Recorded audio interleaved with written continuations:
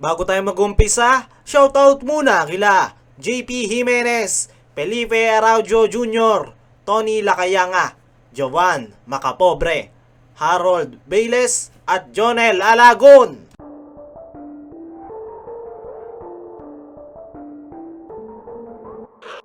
Kamusta mga chong? Nandito na naman tayo para sa PBA Updates.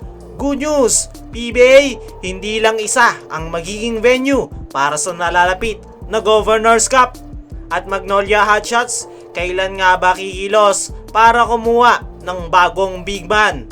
At madaming Ginebra fans ang malulungkot, isang power forward aalisin na para gawing trade asset. Sino naman kaya yan? Pag-uusapan natin yan mga chong. Pero bago yan, please subscribe at hit mo na rin ang bell at pasupport na rin ng ating Facebook page na Ballers PH para updated ka. Good news, PBA, hindi lang isa ang magiging venue para sa nalalapit na Governors Cup.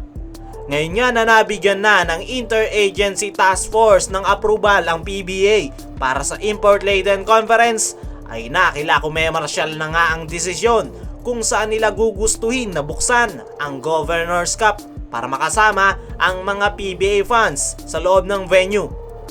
Ayon nga mismo sa article ng PBA ay nakatakdangang makipag-meeting si Kume Marshall sa mga magiging venue para sa Governors Cup. At ang mga yan nga ay sa Pasay, Quezon City, San Juan at Antipolo. Ibig sabihin nga niyan mga chong ay hindi lang isa ang magiging venue gaya ng nakasanayan natin dahil sa bubble setup na nakalipas na mga conference, kundi 4 na venue na dahil yan sa plano ng PBA na ibalik ang live crowd sa loob ng venue. Para sa akin mga chong ay magandang balita ito para sa ating mga PBA fans dahil unti-unti na ngang ibinabalik sa normal ang PBA. Ngayong patuloy ang pagbaba ng cases sa buong bansa.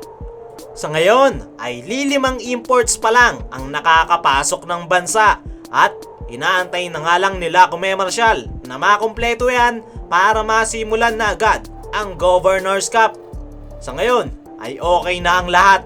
Sana nga lang ay wala nang aberyang mangyari para tuloy-tuloy na ang pagbubukas ng Import-Laden Conference. At dito naman tayo sa isa pa nating balita. Magnolia Hotshots, kailan nga ba kikilos para kumuha ng bagong big man? Ngayon nga naabala ang lahat ng kupunan sa pagpapalakas ng lineup, especially ang SMC teams para paghandaan ang nalalapit na Governors Cup. Ay madaming Magnolia fans ang nagtatanong kung kailan nga ba kikilos ang Magnolia Hotshots para sa kanilang trade transactions.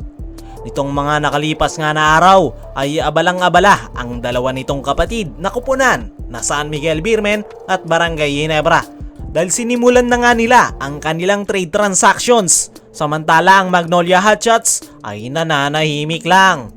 Pero ayon nga sa ating trusted source ay may ilang trade transaction nga ang Magnolia Hotshots pero hindi nga nagkasundo ang Magnolia at Northport Management dahil sa puro guards nga ang ibinibigay ng mga manok kapalit ng isang big man na maganda ang ipinakitang performance last Philippine Cup.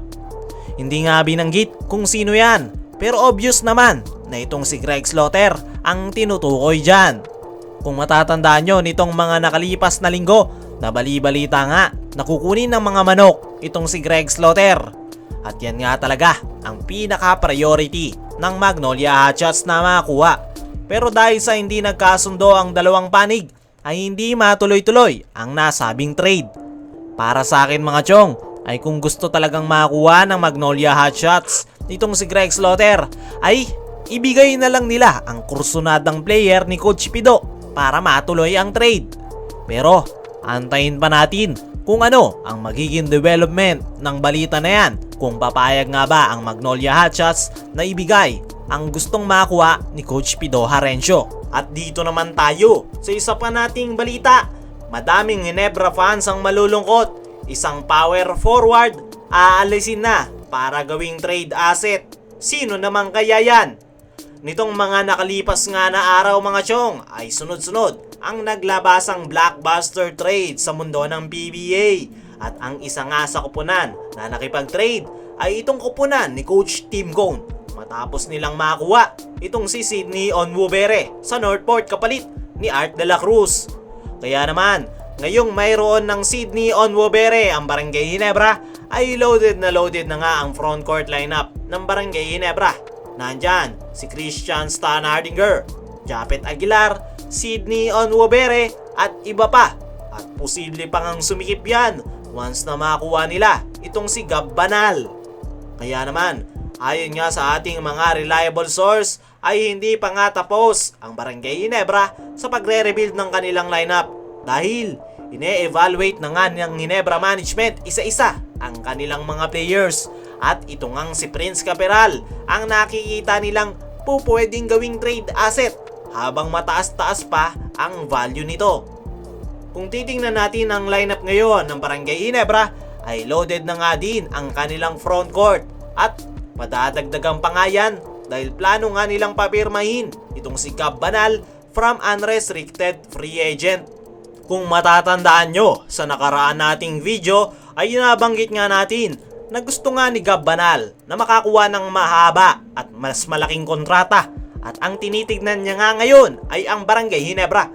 At ayon nga sa ating source ay interesado nga ang Barangay Ginebra kay Gab Banal dahil sa ganda ng outside shooting nito. Ang problema nga lang ay loaded na sila sa frontcourt position, kaya kapag kinuha nila itong si Gab Banal ay kinakailangan nga nilang magbawas ng player. At ang player nga na tatanggalin nila ay itong 6'7" stretch forward nila na si Prince Caperal. Sa nakalipas na All-Filipino Conference nga mga chong ay naging inconsistent nga ang ipinakitang performance ni Prince Caperal, kung saan ay hindi nga nito nagawang matulungan ang Barangay Ginebra, especially noong mga araw na kailangan nila ng tulong galing sa 3-point line dahil lulubog lilitaw nga lang ang maganda nitong performance. Kaya naman, isa itong si Prince Caperal sa tinitignan ng Ginebra management para gawing trade asset. Ayon pa rin sa ating trusted source ay posible nga daw na isama itong si Prince Caperal para gawing trade asset para makuha si Roosevelt Adams sa Terra Firma Jeep. Kung matatandaan nyo nitong mga nakalipas nga na araw ay binanggit nga ng source ng The Tiebreaker Times na nag-uusap na itong Ginebra management at Terra Firma para sa planong pagkuha kay Roosevelt Adams. Pero hanggang sa ngayon nga ay hindi pa yan inaaprobahan dahil gusto nga ni Kume Marshall na magkaroon ng revision at ang plano ngang idagdag ng Ginebra management para matuloy ang trade ay itong si Prince Caperal. Para sa akin mga chong ay okay lang na i-trade na ng Barangay Ginebra ang nasabing big man dahil nandyan naman itong kakakuha lang nila na si Sydney Onwubere at Gab Banal naman na kukunin nila sa free agency na pwedeng pumalit sa iiwanang pwesto nito. At mas consistent nga itong si Gab Banal sa outside shooting at nakita nga natin yan sa kakatapos lang na Philippine Cup. Ano sa tingin nyo mga chong? Dapat na bang i-trade ng Barangay Ginebra itong si Prince Caperal para magkaroon ng slot itong si Gab Banal once na kunin nila ito sa free agency? I-comment mo lang dyan sa ibaba at babasahin natin yan. At yan lang muna ang balitang PBA natin mga chong. Huwag kalimutan mag-like, comment and subscribe at pasupport na rin ng ating Facebook page na Ballers PH para updated ka sa mga PBA updates natin. At hanggang dito na lang. Hanggang sa muli mga chong.